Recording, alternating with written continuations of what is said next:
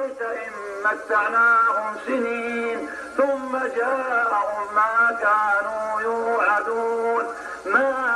أغنى عنهم ما كانوا يمتعون وما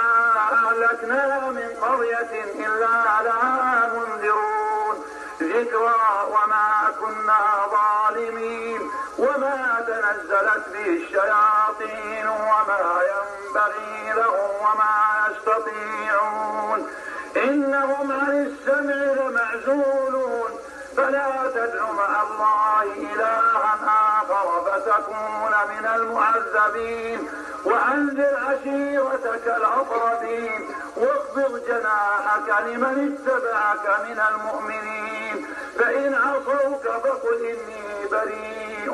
مما تعملون وتوكل على العزيز الرحيم الذي يراك حين تقوم وتقلبك في الساعة